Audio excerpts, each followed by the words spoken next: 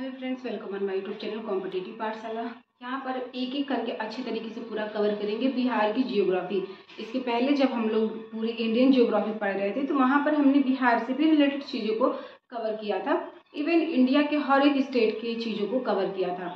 लेकिन आज हमारा उद्देश्य और मेन टारगेट है कि हम इस बिहार के यानी कि जो ये हमारा बिहार का विस्तार है, केवल इस बिहार के बारे में थोड़ी सी अच्छे तरीके से गहन जानकारी एकत्रित करें और सिर्फ बिहार का ही जियोग्राफी पूरा कवर करेंगे। और इस क्रम में जियोग्राफी को कवर करते हुए जो भी आपके इससे यानी कि बिहार स्पेशल के टॉपिक से हट करके एक्स्ट्रा क्वेश्चन आएंगे तो वो आपके पूरे इंडियन जियोग्राफी के अंतर्गत पूछे जाएंगे।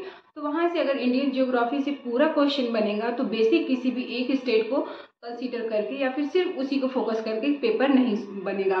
पेपर बनाने का मेन मोटिव ये है कि ये अपने यहाँ की चीज़ों के बारे में जानने का प्रयास करेंगे कि आप इनके यहाँ की चीज़ों को कितना अच्छे तरीके से क्या, और मेन फोकस हमारा क्या रहेगा, केवल और केवल बिहार पे रहेगा। इंडियन ज्योग्राफी में जब आपने पढ़ा होगा तो वहाँ पे देखा होगा कि किस तरीके से हमने पूरी नदियों को कवर किया था, पहाड़ों को कवर किया था, पर्वतों को कवर किया था। उसी तरह से जब हम इसके बारे में पढ़ेंगे यानी कि बिहार की जियोग्राफी के बारे में पढ़ेंगे तो इसको पढ़ने से पहले हमारा होना चाहिए कि एक सिलेबस, एक प्रॉपर सिलेबस होना चाहिए कि आखिर हमें कौन कौन से टॉपिक को इस चैप्टर में कवर करनी है। तो ये आपके टॉपिक हैं, ये कुछ चैप्टर हैं जो कि आपको अच्छे तरीके से पूरा बिहार के भूगोल में पढ़ लेना है। फिलहाल ये हमारा सेशन 1 है और इस पूरे एक क्लास में मैं सिर्फ ओवरऑल आपको एक ब्यौरा बताऊंगी कि किस तरीके से सिलेबस को खींचना है और कहाँ से हमें शुरुआत करनी है। सामान्य परिचय, बिहार का हमें आपको पूरे अच्छे तरीके से सामान्य परिचय देखना होगा। बिहार की स्थिति क्या है और ये स्थिति हम देखेंगे विश्व के परिप्रेक्ष्य में हमारे बिहार की स्थिति क्या है, और इसी क्रम में यानी कि स्थिति के ही क्रम में हम देखेंगे कि भारत के जो परिप्रेक्ष्य से यानी कि भारत में जो बिहार है उसका क्रम क्या है, भारत में इसकी स्थिति क्या है और विश्व में इसकी स्थिति क्या है, कौन से नंबर पे ये जो स्टेट है वो कौन से नंबर पे रखता है क्षेत्रफल की दृष्टि से, जनसंख्या घनत्व की दृष्टि से, पॉपुलेशन की दृष्टि से किस नंबर पे है। आगे है बिहार की नदियाँ, कौन कौन सी नदियाँ हैं। जैसे ही जब हम बिहार की नदियाँ पढ़ेंगे तो हमें सबसे पहले इस तरफ से अगर हम पढ़ना प्रारंभ करेंगे तो हमें मिलेगी सरयू नदी। सरयू नदी के बारे में पढ़ेंगे, गंडक नदी के बारे में पढ़ेंगे, फिर आगे चलेंगे तो बूढ़ी गंडक के बारे में पढ़ेंगे, और इसी तरीके से फिर उसके बाद आएगा कमलावती नदी आएगा, कमला नदी आएगा, फिर उसके बाद आएगा यहाँ से कोसी नदी आएगा और लास्ट में महापद्मनंदा नदी आएगा। तो इस तरीके से उत्तर भारत की बहुत सारी नदियाँ हैं और एक मुख्य नदी है गंगा नदी, और गंगा नदी जो है बिहार को ठीक 2 भागों में बांटती है। इस तरीके से जब हम जाएंगे, ऐसे गंगा नदी आती है इस तरीके से उत्तर प्रदेश से जब प्रवेश करती है बिहार में, तो बिहार में जाते हुए पटना से जाते हुए ये बिहार को 2 भागों में बांटते हुए पश्चिम बंगाल में प्रवेश करती है गंगा नदी। तो मेन नदी है गंगा नदी। पढ़ेंगे हम गंगा नदी के बारे में, सरयू नदी के बारे में, गंडक नदी, बूढ़ी गंडक नदी, कोसी नदी और महापद्मनंदा नदी, कमला नदी इत्यादि नदियों के बारे में पढ़ेंगे। और जब नीचे से हम पढ़ेंगे तो एक नदी यहाँ से जाती है जिसको कहते हैं हम कर्मनाशा नदी। कर्मनाशा नदी बिहार का सबसे प्रदूषित नदी मानी जाती है, सबसे विनाशक नदी मानी जाती है। इसको लोग अपवित्र नदी मानते हैं। ये भी नदी पढ़ना इम्पोर्टेंट है। एक नदी है सोन नदी, और सोन नदी का उद्गम अमरकंटक की पहाड़ी मध्य प्रदेश से होता है और वो भी जाकर के गंगा की सहायक बन जाती हैं। इस तरीके से इधर से भी कई सारी नदियाँ जो है सहायक बनती हैं, उत्तर बिहार से भी कई नदियाँ सहायक बनती हैं। तो सभी नदियों के बारे में हमें अच्छे तरीके से पढ़ना है। और इसके पहले जब हम नदियों का चैप्टर पूरे इंडियन ज्योग्राफी के हिसाब से पढ़ रहे थे तो सिर्फ हमने कोसी नदी के बारे में पढ़ा था, सरयू नदी के बारे में, गंगा नदी के बारे में और नीचे से सोन नदी के बारे में पढ़ा था। विस्तृत तरीके से देखेंगे कि कौन सी नदी पर कहाँ पर बांध बना दिए गए हैं, नहर निकाल दी गई हैं। तो ये सभी जब हम नदियों का चैप्टर पढ़ेंगे तो वहीं पर हम कवर करेंगे बिहार के प्रमुख बांध वाले चैप्टर को। आगे बढ़ेंगे बिहार की जलवायु, यहाँ की जलवायु किस प्रकार की पाई जाती है, बिहार में कौन कौन सी परियोजनाएं बनाई गई हैं, किस नदी पर बनाई गई है, कौन सी, जैसे कि यहाँ पर विद्युत संयंत्र है, तो ये सभी हम देखेंगे परियोजनाओं वाले चैप्टर में। यहाँ की कुछ महत्वपूर्ण नीतियाँ होंगी, उन नीतियों के बारे में चर्चा करेंगे कि यहाँ पर स्टेट गवर्नमेंट ने कौन सी नीतियाँ लगाई हैं, कौन सी नीतियाँ सेंट्रल गवर्नमेंट के द्वारा बिहार में स्टार्ट की गई हैं। तो वो सभी टॉपिक हम नीतियों के बारे में कवर करेंगे। आगे है कि बिहार की वन एवं वन संपदा, यहाँ पर किस प्रकार के वन पाए जाते हैं, जब 1 का चैप्टर आप देखेंगे तो यहाँ पर हम देखते हैं कि बिहार को जब 2 भागों में बांटी गई है गंगा नदी, तो बिहार का यानी कि उत्तरी बिहार हमेशा बाढ़ग्रस्त रहती है। क्वेश्चन आपके बीपीएससी 63वें में पूछा था कि जो बाढ़ की कंडीशन होती है यानी कि बाढ़ आता है उत्तरी बिहार में या फिर दक्षिणी बिहार में, जब गंगा नदी इस तरीके से जाती है तो बिहार को 2 भागों में बांटती है। ऊपर का बिहार कहलाता है उत्तरी बिहार और नीचे का बिहार कहलाता है दक्षिणी बिहार। तो उत्तरी बिहार में हमेशा बाढ़ आती है। अब बाढ़ क्यों आती है वो सभी अच्छे से देखेंगे, फिलहाल मैं थोड़ा सा बताते चल रही हूँ कि बाढ़ क्यों आती है। क्योंकि ये सभी जो है हिमालयी नदियां हैं, इधर से जितनी नदियां आ रही हैं हिमालयी नदियां हैं, यहाँ पर नेपाल का पूरा विस्तार है ऊपर की तरफ। जब ऊपर की तरफ पूरा नेपाल का विस्तार है तो जितनी भी नदियां निकलेंगी वो हिमालयी नदियां होती हैं और वो हमेशा इतना ज़्यादा प्रेशर में रहती है, इतना ज़्यादा उनकी स्पीड होती है। तो जब वर्षा के टाइम में इन नदियों में ऑलरेडी पानी पहले से रहता है, जब वर्षा का टाइम आता है तो ये नदियाँ और ज़्यादा बाढ़ मतलब अपने जल को लेकर के चलती हैं। तो यहाँ पर स्वाभाविक सी बात है कि बाढ़ की संभावना बढ़ जाती है और कोसी नदी तो वैसे ही बाढ़ के लिए यानी कि बिहार की शोक कहलाती ही है। तो इस तरीके से उत्तर बिहार के क्षेत्र में पूरी की पूरी बाढ़ की स्थिति हमेशा बनी रहती है जब भी बरसात आती है, और दक्षिण भारत में सूखा की स्थिति बनी रहती है। सूखा की स्थिति क्यों बनती है? क्योंकि इस तरीके से ये जो नदी है हमारी गंगा नदी है, जब ये बिहार से होकर गुजरती है तो यहाँ पर कुछ इस तरीके का ढलान की तरह आकृति होती है। तो जब ऐसे ढलान की तरह आकृति है तो इधर से नदी आई तो यहाँ पर पानी लेकर गंगा के साथ चली जाती है, और इधर से नदी आई तो वो भी यहीं पे स्टॉप कर जाती है। और ये नदियाँ जो होती हैं हमेशा पठारी नदियाँ हैं, यानी कि पठारों से निकलती हैं, और पठारों में वैसे भी जल थोड़ा कम रहता है और वैसे भी इनकी स्पीड भी कम होती है, तो जल कम प्रभावित होती है, और जो थोड़ी बहुत है भी वो धीरे धीरे अपना जा करके किसी तरीके से गंगा में ही मिल जाती हैं। तो दक्षिण भारत जो है वो सूखाग्रस्त घोषित होता है और उत्तर भारत में हमेशा बाढ़ की स्थिति बनी रहती है। आगे जब हम इसको पढ़ेंगे तो बहुत ही अच्छे तरीके से उसको पढ़ेंगे। आगे है लोक कला। बिहार की लोक कला क्या है, उन लोक कला के बारे में पढ़ेंगे। कुछ क्वेश्चन रहते हैं बांध से। खनिज के कौन कौन से खनिज बिहार में पाए जाते हैं, बिहार के राष्ट्रीय पार्क कौन से हैं, कौन से बिहार के महत्वपूर्ण अभ्यारण्य हैं उनके बारे में देखेंगे। अभ्यारण्य के बारे में देखेंगे, और उसके बाद जो टॉपिक आपका बच जाएगा उसको हम मिसलेनियस में देख लेंगे। तो टोटल अगर आप देखें तो यहाँ पर हमें 12 टॉपिक पढ़ना है। अगर हम कम में भी पढ़ेंगे तो 12 टॉपिक पढ़ना है, हमारे पास टाइम भी बहुत कम है। फिलहाल हम देखेंगे बिहार की स्थिति क्या है विश्व के परिप्रेक्ष्य से, क्योंकि सामान्य परिचय में हमें क्या देखना है, इसकी स्थिति को देखना है, और उसके बाद बिहार के बारे में पढ़ेंगे और वहीं से हम स्थिति भी कवर कर लेंगे। तो ये है हमारा मान ग्लोब। अगर ये आपका ग्लोब है और इस ग्लोब में हम 2 चीज जानते हैं, एक अक्षांश रेखा और एक देशांतर रेखा के बारे में जानते हैं। तो अक्षांश रेखा क्या होती है, जब इस तरीके से 0 डिग्री बीचों बीच से हम खींचते हैं तो इसको बोला जाता है विषुवत रेखा। विषुवत रेखा, और इसी को बोलते हैं अक्षांशीय रेखा। तो इस तरीके से जो लाइन हम खींचते हैं, यानी कि एक ये काल्पनिक लाइन खींची गई है, इस तरीके से जो लाइन खींची गई है वो कहलाती है अक्षांश। अक्षांश रेखाएं विश्व को 2 भागों में बांटती हैं। इधर कहलाता है दक्षिणी अक्षांश और ऊपर का कहलाएगा उत्तरी अक्षांश। विषुवत रेखा के ऊपर वाला भाग कहलाएगा उत्तरी अक्षांश। तो ये क्या है, उत्तरी अक्षांश है, इसको हम क्या कहेंगे, उत्तरी अक्षांश। इस तरीके से अक्षांश रेखाओं ने विश्व को, ग्लोब को कितने भागों में बांट दिया, 2 भागों में। 0 डिग्री अक्षांश रेखा ग्लोब को 2 भागों में बांटी, नीचे वाली दक्षिणी अक्षांश कहलाई और ऊपर वाली उत्तरी अक्षांश। इसी तरीके से जब 0 डिग्री आपका देशांतर रेखा है और वो लंदन के ग्रीनविच से होकर इस तरीके से खींची गई है, तो अक्षांश रेखाओं ने तो 2 भागों में बांटा, अब देशांतर रेखा भी बोलेगी कि मैं भी 2 भागों में बांटूंगी, तो देशांतर रेखा भी 2 भागों में बांटेगी। एक कहलाएगा, इधर जब हम जाएंगे तो कहलाएगा पूर्वी देशांतर, और जब हम इधर आएंगे तो कहलाएगा पश्चिमी देशांतर। देशांतर रेखा ने पूर्व पश्चिम में बांट दिया, और जो आपकी विषुवत रेखा है उसने उत्तरी अक्षांश और दक्षिणी अक्षांश में बांट दिया।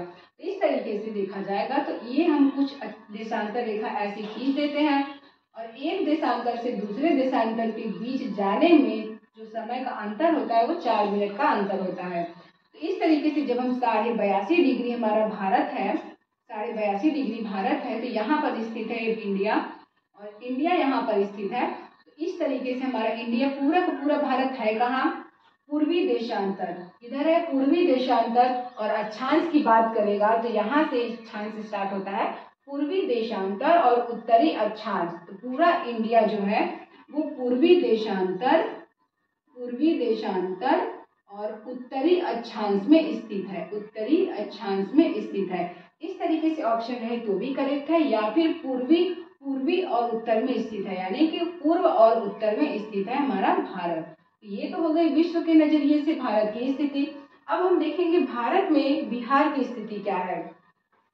इधर थोड़ा सा देखेंगे, अगर इस तरीके से अगर हम इसको काटते, क्योंकि हम ऐसे ही करते हैं, जहां से भी आपको दिशा बतानी हो आप ठीक वहीं से बीचों बीच काट दीजिए। अगर हम यहाँ से देखें, इधर हो गया उत्तरी, इधर हो गया दक्षिणी भारत, इधर हो गया पश्चिमी भारत और इधर हो गया पूर्वी भारत। तो भारत में जो बिहार है यहाँ पर स्थित है इस तरीके से, ये है बिहार की स्थिति। और बिहार जो है वो पूरा का पूरा कहाँ है, पहले तो ये दक्षिण में है नहीं, उत्तर में है, और इधर से देखेंगे तो पूर्व में है। तो बिहार की भी स्थिति क्या है, उत्तर पूर्व है भारत में, और विश्व में भारत की स्थिति भी उत्तर पूर्व ही है, दोनों की स्थिति सेम है। तो अगर आपको ऑप्शन दे कि भारत में बिहार की स्थिति क्या है, तो पहले तो उत्तर में है और फिर पूर्व में है, तो यानी कि उत्तर पूर्व में बिहार की स्थिति है।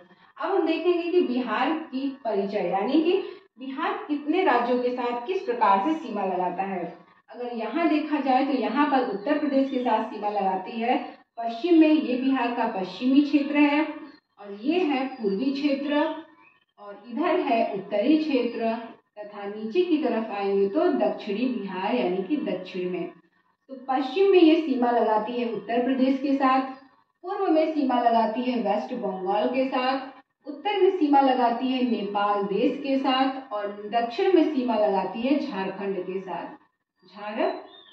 साथ, दक्षिण में ये सीमा लगाती है नेपाल। पश्चिम में उत्तर प्रदेश के साथ, पूर्व में पश्चिम बंगाल के साथ, उत्तर में नेपाल के साथ, और वहीं दक्षिण में देखा जाए तो झारखंड के साथ सीमा साझा करती है नेपाल। तो कुल 3 राज्य के साथ तथा एक देश के साथ नेपाल अपनी सीमा को साझा करती है। अब देखना है कि 3 राज्य के साथ तथा एक देश नेपाल के साथ बिहार अपनी सीमा को साझा करता है। यहाँ पे है झारखंड, दक्षिण में झारखंड, पश्चिम में उत्तर प्रदेश, इधर जाएंगे पूर्व में तो पश्चिम बंगाल, क्योंकि यहाँ पर बांग्लादेश के साथ नहीं, ये पूरा थोड़ा सा पश्चिम बंगाल को लेकर के टच में है, तो पश्चिम बंगाल पूर्व में, और उत्तर की तरफ ये पूरा का पूरा नेपाल के साथ सीमा साझा करती है। तो इस तरीके से उत्तर प्रदेश, झारखंड, पश्चिम बंगाल तथा नेपाल के साथ बिहार सीमा साझा करती है। अब बात आती है कि बिहार का अक्षांशीय विस्तार कितना है, देशांतरी विस्तार कितना है। हालांकि ये क्वेश्चन पूछने की संभावना कम है, लेकिन फिर भी अगर हम बिहार के बारे में पढ़ रहे हैं तो हमारा प्रयास रहेगा कि हम इसके बारे में उत्तरी अक्षांश और दक्षिणी अक्षांश, देशांतर इत्यादि के बारे में अच्छे से पढ़े। तो चूंकि हमने बताया कि पूरा का पूरा भारत कहाँ है, उत्तरी अक्षांश में है, तो जब भी बात होगी तो हमेशा उत्तरी अक्षांश की बात होगी। तो यहाँ पर अगर देखा जाए जो औरंगाबाद का क्षेत्र है, औरंगाबाद से बिहार की उत्तरी अक्षांश स्टार्ट होती है, और ये अक्षांश कहाँ से कहाँ तक जाएगी, 24 डिग्री 20 मिनट उत्तरी अक्षांश, 24 डिग्री 20 मिनट उत्तरी अक्षांश, यानी कि मैं नॉर्थ लिख रही हूँ, 24 डिग्री 20 मिनट उत्तरी अक्षांश से लेकर के 27 डिग्री तक फैला है ये आपका। इसमें कुछ मिनट का भी है, लेकिन मिनट आपसे उतना गौर नहीं करेगा, ऑप्शन के अकॉर्डिंग आप लगाइएगा कि 24 डिग्री से 27 डिग्री उत्तरी अक्षांश तक बिहार का विस्तार है। वहीं देशांतर की बात करें तो यहाँ पे पश्चिमी चंपारण है, पश्चिमी चंपारण से स्टार्ट होगा इसका देशांतरी विस्तार 83 डिग्री से लेकर के 88 डिग्री तक इसका देशांतरी विस्तार है। 24 डिग्री 20 मिनट उत्तरी अक्षांश से लेकर के 27 डिग्री उत्तरी अक्षांश तक बिहार का विस्तार है। वहीं देखा जाए तो इसका 83 डिग्री से लेकर के 88 डिग्री तक, यानी 83 डिग्री पूर्वी देशांतर से लेकर के 88 डिग्री पूर्वी देशांतर तक बिहार का देशांतरी विस्तार है। इस तरीके से इसका विस्तार है। तो कितना है, 24, 27, 83, 88, आपको यही याद रखना है, कहीं कहीं देखना पड़ेगा, इसमें कुछ मिनट का भी है, मिनट भी है, 17 मिनट ऐसे करके है, तो मिनट नहीं भी देखेंगे तो चलेगा। फिलहाल आपको 24, 27, 83 और 88 ये आपको याद रखना है। अब आगे बढ़ेंगे तो बिहार की राजधानी क्या है, ये तो मेन पॉइंट है। इसकी राजधानी है पटना। बिहार भारत में 13वां सबसे बड़ा राज्य है। अगर नंबर की बात करें क्षेत्रफल की दृष्टि से तो बिहार भारत का 13वां सबसे बड़ा राज्य है। अगर वहीं जनसंख्या घनत्व की बात करें तो बिहार आपका सबसे पहले नंबर पे आता है जनसंख्या घनत्व में, और जनसंख्या के मामले में उत्तर प्रदेश पहले स्थान पे बिलोंग करता है। फिलहाल इसकी क्षेत्रफल की दृष्टि से 13वां स्थान है। जब तेलंगाना का निर्माण नहीं हुआ था उस समय तक ये 12वें नंबर पे था। जब तेलंगाना का निर्माण हो गया तो इसका नंबर 13वां आ गया क्षेत्रफल की दृष्टि से। और झारखंड इसकी बिहार की स्थापना कब हुई थी, तो जब आपने देखा होगा कि झारखंड एक अलग राज्य के अस्तित्व के रूप में आया और बिहार को अपना एक अलग स्वरूप मिला, तो हम कहते हैं कि झारखंड की भी स्थापना, क्योंकि झारखंड को हटाया गया तब जाके एक्चुअल में जो बिहार का शेप है, जो बिहार के राज्य हैं, जो बिहार के क्षेत्र हैं, उनका भी अपना अस्तित्व आया होगा। तो बिहार का भी अस्तित्व 15 नवंबर सन 2000 को और झारखंड का भी अस्तित्व 15 नवंबर सन 2000 को, क्योंकि दोनों को अलग हुआ, क्योंकि दोनों सेम थे। बिहार के साथ ही झारखंड था, तो जब झारखंड को हटा दिए तो बिहार बचा। दोनों का स्थापना वर्ष सेम है कि 15 नवंबर सन 2000। उसके बाद बिहार की राजभाषा हिंदी है तथा उर्दू है। बिहार में विधानसभा सदस्यों की सीट 243 है तथा विधान परिषद की सीट 75 है। एक क्वेश्चन पूछता है कि भारत में कितने राज्यों में विधान परिषद है। चूंकि यहाँ पे विधान परिषद वाला राज्य है, ये विधान परिषद वाला राज्य है, तो डायरेक्ट आपसे बिहार विधान परिषद वाला है या नहीं ये पूछने से अच्छा है कि वो क्वेश्चन थोड़ा सा घुमा के ऐसे भी पूछ सकता है कि निम्न में से कौन सा विधान परिषद वाला राज्य नहीं है। ऑप्शन यानी कि हमारे कुल 6 राज्य ऐसे हैं भारत के जो कि विधान परिषद वाले राज्य हैं, तो उनको आप देख लीजिएगा। यूज आम बिकते हैं ऐसे आपका उत्तर प्रदेश में है यूज, आंध्र प्रदेश में है विधान परिषद, और वहीं पर महाराष्ट्र में है। 3 आपके हो गए उत्तर प्रदेश, आंध्र प्रदेश तथा महाराष्ट्र। बी से हो गया बिहार, ते से हो गया, क से कर्नाटक और ते से तेलंगाना। उत्तर प्रदेश, आंध्र प्रदेश, महाराष्ट्र, बिहार, कर्नाटक और तेलंगाना, इन 6 राज्यों में विधान परिषद है। बाकी सभी जगह विधानसभा है। हालांकि यहाँ पर भी विधानसभा है, लेकिन विधानसभा के साथ साथ विधान परिषद भी है। अब विधानसभा क्या होता है, विधान परिषद क्या होता है, कॉन्स्टिट्यूशन का पार्ट है। कॉन्स्टिट्यूशन में मैंने इसको अच्छे तरीके से बताया है, आप वहाँ पे जाकर के देख सकते हैं। फिलहाल इसको समझते हैं कि इसकी स्थिति और कहाँ से कहाँ तक है। तो विधानसभा की सदस्यों की सीट 243 है, विधान परिषद की सीट 75 है, लोकसभा सदस्यों की सीट 40 है तथा राज्यसभा सदस्यों की सीट 16 है। तो इस प्रकार से यहाँ की सीटें हैं, लोकसभा 40, राज्यसभा 16, विधान परिषद की बात करें तो आपके 75 है, और वही विधानसभा में 243 सदस्य हैं। राजधानी इसकी पटना है। अस्तित्व में आया 15 नवंबर सन 2000 को। आगे बिहार की राजकीय पशु रीछ है। रीछ आप लोगों ने देखा होगा, भालू के जैसे होता है, एक जानवर है, तो यहाँ का राजकीय पशु रीछ है। और राजकीय पक्षी फाख्ता है। फाख्ता के बारे में सीधे बार क्वेश्चन पूछती है कि फाख्ता अपना घोंसला कहाँ पे बनाती है, तो ये जो अपना घोंसला कैक्टस में बनाती है या फिर मेहंदी के मेड़ के बीच में अपना घोंसला बनाती है। बिहार में कुल 38 जिले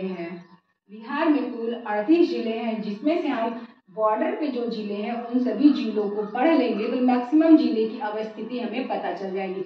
जब हम नेक्स्ट क्लास में पढ़ेंगे तो हम देखेंगे कि बिहार के जो बॉर्डर पे कौन कौन से, जैसे यहाँ पे पश्चिमी चंपारण है, थोड़ा सा इधर आएंगे तो सीतामढ़ी है, और इधर आएंगे इस तरीके से बढ़ते बढ़ते लास्ट में यहाँ किशनगंज है, फिर नीचे आते आते इधर अररिया है, यहाँ पे आएंगे तो ऐसे ऐसे आते आते यहाँ पे आपका औरंगाबाद है, इधर आएंगे तो कैमूर है, ये सभी है। तो कुछ आपके लगभग 25 से 25 तक जो जिले हैं बिहार के, वो तो आपको मैं ऐसे ही साइड का बता के याद करवा दूंगी। और आपको ये भी पता चल जाएगा कि आपकी जो गया की क्षेत्र है, जैसे गया यहाँ पे स्थित है, गया के टच में आपके पटना है, और पटना से होकर के गंगा नदी जाती है। इस तरीके से पूरा का पूरा मेन जो आपका लगभग 25 से 30 जिले हैं बिहार के, वो मैं याद करवा दूंगी। फिलहाल यहाँ पे कुल जिलों की संख्या 38 है। प्रमंडल 9 है और अनुमंडलों की संख्या 101 है। इस प्रकार से ये कुछ बिहार का एक छोटा सा डायग्राम था कि किस तरीके से हम बिहार की जियोग्राफी को कवर करेंगे। एक बार फिर से इसके सिलेबस पे ध्यान दीजिएगा कि परिचय हम पढ़ चुके हैं आज। इसकी परिचय क्या है, राजधानी कहाँ है, राजभाषा क्या है, राजकीय पशु क्या है, राजकीय पक्षी क्या है, और वहीं राज्यसभा की सीट कितनी है, विधानसभा की सीट कितनी है, लोकसभा, राज्यसभा इत्यादि की सीटों के बारे में, राजकीय पशु पक्षियों के बारे में, जिलों के बारे में, प्रमंडल के बारे में, अनुमंडल के बारे में, और यहाँ पर भारत के परिप्रेक्ष्य में इसकी स्थिति क्या है, क्षेत्रफल की दृष्टि से भारत में इसका स्थान क्या है, जनसंख्या की दृष्टि से भारत में इसका स्थान क्या है। तो इतना चीज हम पढ़ चुके हैं, नोट्स बनाने की जरूरत नहीं है, सिर्फ आप इसी तरीके से थोड़ा थोड़ा करके कवर कर लेंगे क्योंकि ज्यादा टॉपिक है नहीं। मेरे ख्याल से 10 या 12 क्लास में पूरी की पूरी जियोग्राफी अच्छे तरीके से बिहार की कंप्लीट हो जाएगी। फिलहाल ये चैप्टर आपका परिचय वाला समाप्त हुआ। यहाँ पर आप इसका ये याद रखेंगे, देशांतरी विस्तार, अक्षांशीय विस्तार, भारत में स्थिति, नंबर पे कौन से नंबर पे है, और इतनी जानकारी तो कॉमन सी है कि ये जानकारी आपको याद होनी चाहिए। आगे हम देखेंगे बिहार की स्थिति। ये तो हमने देखा है कि विश्व में और भारत में कहाँ स्थिति है, ये दो टॉपिक आपके क्लियर हो चुके हैं। बचा बिहार की नदियाँ। बिहार की नदियों में हम स्टार्ट करेंगे गंगा नदी, और गंगा नदी तो हमने पूरा गंगा नदी तंत्र पढ़ा ही था। यहाँ पर हम देखेंगे कि जब गंगा नदी इसकी बीचों बीच से होकर जाती है तो कौन सी नदी कब कहाँ किसकी सहायक बनती है गंगा की। तो यहाँ पे सरयू नदी, गंडक नदी, बूढ़ी गंडक नदी, कोसी नदी, कमला नदी, महापद्म, नंदा नदी, सोन नदी, और इधर से आती है ये कर्मनाशा नदियों के बारे में अच्छे तरीके से पढ़ेंगे कल की क्लास में। फिलहाल आज के लिए सिर्फ इतना ही। अगर आपको मेरा क्लास अच्छा लगे, ठीक लगे, तो आप प्लीज़ मेरे चैनल को लाइक कर दीजिएगा, शेयर कर दीजिएगा, और हो सके तो चैनल को सब्सक्राइब कर दीजिएगा।